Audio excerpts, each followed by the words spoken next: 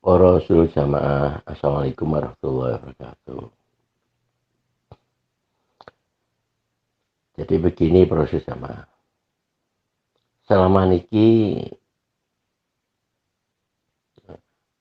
banyak orang yang belum bisa menerima, belum jelas tentang masalah dalilnya 5 perkara, dalilnya 5 bab.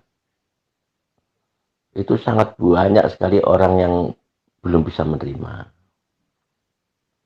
Karena dia hanya mendengarkan katanya-katanya. Dari dulu ya 5 bab, dari dulu ya 5 bab. Iya memang, dari dulu memang 5 bab. Nah, tapi yang dimaksud dalilnya 5 perkara, anak amarukum bihomsin, Allahu amaruni bihin. Itu bunyinya kan al-jama'atu. Jamaah. Lah jamaah itu sang wajibnya kita berjamaah itu dalilnya kalau Allah berfirman wa'tasimu bihablil jami'a wa la tafarraqu. Kalau Nabi Muhammad SAW mengatakan man arota buhatal jannah falyazamil jamaah. Kalau Umar bin Khattab mengatakan la islama illa bil jamaah. Dulu jamaah itu dari Allah, Rasul, Umar bin Khattab. Terus Nabi waktu itu Pak Hasan mengatakan begini, loh, seandainya ada orang yang berkata, loh itu kan Umar, bukan Nabi. Dijawab oleh Pak Hasan sendiri, laukana ba'di nabiyun lakana Umar bin Khattab nabiyan. Terus hadis lain mengatakan inna waha wadul haqqa ala lisani Umar wa qalbi. Inna waha jal haqqa ala lisani Umar yaqulubi. Nah, gitu lah. Itu masalah jamaah. Ya, waktu zaman masih 5 perkara itu diuraikan seperti itu. Nah, terus kemudian wasamu mendengarkan ngaji. Ya, wa'lam annahu la ilaha illallah, tolabul ilmi dan sebagainya. Dalilnya ya kan secara singkat saya uraikan. Di al-jama'atu wasamu. Wasamu itu ngaji. Suatu atu. Kalau sudah dikaji Quran hadisnya, ditaati. Nah, wa mayyuti ilaha wa rasulahu yudhikul jannah. Ya kan? Itu firman Allah. Terus kata Rasulullah, oh banyak. Ya kan? Kalau saya terjemahkan waktunya habis. Mungkin besok sore baru selesai ini. Jadi al-jama'atu wasam'u wa ta'atu. Terus wal hijratu. Hilangnya kepahaman jamaah selama ini tentang hijrah. Hijrah itu dimaknai selama ini, ya, sejak zaman Zahir, ya, itu orang-orang itu ulama-ulama itu menerjemahkan hijrah itu dari dolalah ke hidayah, dari kegelapan ke alam terang benerang. Itu dimaknai dengan makna nausorob, dengan kepinteran orang-orang tersebut. Tapi kalau Bapak Haji Nur Hasan menerangkan, hijrah itu dalilnya surat An-Nisa ayat 100. Nah, pindahlah ke tempat yang kamu bisa mengamalkan. Pindahlah ke tempat yang kamu di situ menemui orang yang bisa mengamalkan Quran hadis jamaah. Gitu loh. Jadi yang dimaksud Pak Hasan terangkan, nek awakmu dilahirno neng pucuk gunung, di atas pucuk gunung dilahirkan kamu. Di situ nggak bisa netepi jamaah, nggak bisa ngamalkan. Yo ngaliyo neng panggonan sing awakmu bisa ngamalno. Neng kuto, ya di kota situ kamu. Di situ ada orang jamaah, orang bisa mengamalkan jamaah. Sebaliknya, kamu dilahirkan di kota, di tengah-tengah kota, kayak Nabi dilahirkan di Mekah gitu kan.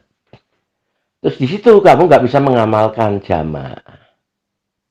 Adanya di pucuk gunung sana, ya pindah ono pucuk gunung ono.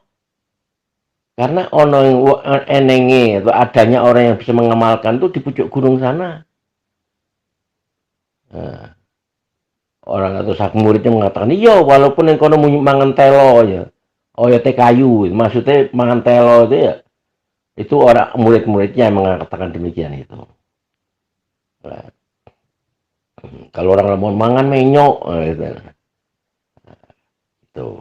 Jadi hijrah itu harus jamaah. Nah, itu apa namanya dicontohkan oleh apa namanya oleh Bapak Hasan, dicontohkan Nabi pada waktu di Mekah belum bisa mengamalkan jamaah karena di situ direntangi oleh kafir Quraisy dan orang musyrik. Coba dikaji kembali hadisnya itu. Si Nabi itu pada waktu di Mekah belum jamaah belum. Nah, karena direntangi oleh orang musyrik tadi. Nah, kemudian Nabi hijrah ke Madinah. Lah gitu lah. Nah, kemudian Nabi hijrah ke Madinah, maka di Madinah lah bisa mengamalkan Quran hadis jamaah ini. Jadi pada waktu di Mekah itu masih iman dan Islam. Belum jamaah. Begitu sudah hijrah ke Madinah, di situ iman, Islam, jamaah. Jadi kesimpulannya kalau disebut jamaah itu pasti orang iman, orang Islam.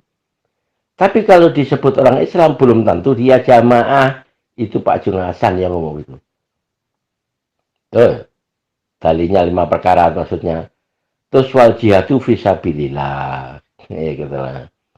Nah, bilalah agama itu harta dan tenaga. Tenaga tok nggak bisa, harta tok nggak bisa. Kalau jahidu bi amwalikum wa anfusikum fisabilillah.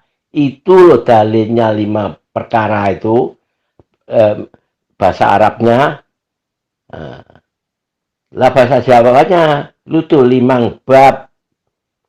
Nah, jadi 5 bab itu dalilnya 5 perkara anak amarukum bi khamsin itu.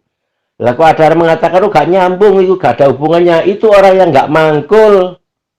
Gak ketemu Pak Jonasan hanya ketemu tok tapi gak dimangkuli. Nah, itu loh yang dimaksud 5 perkara itu dalilnya 5 bab. Nah, lah kalau sama tetap gak percaya itu Cak Tocin ya sama tanya ke Pak Haji Hasan yang ke kuburannya sana. Di Gabus sana. Ya. Nah, itulah.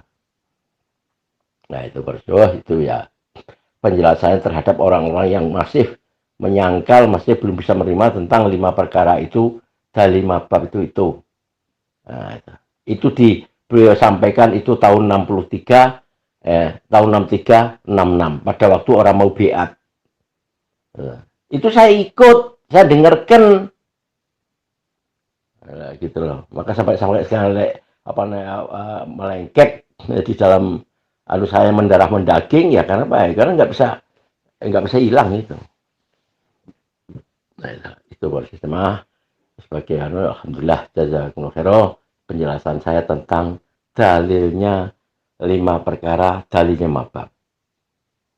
Dan kalau ingin jelas kembali, ingin lebih jelas lagi, ya cari nomor saya. Ya kan? Nomor saya kan jelas semua orang jagat itu ada tuh. Ya kan? Nah, 0813 74036568. Kalau ada orang yang belum jelas tentang masalah dalil ini. Alhamdulillah jazakumullah khairan. Assalamualaikum warahmatullahi wabarakatuh.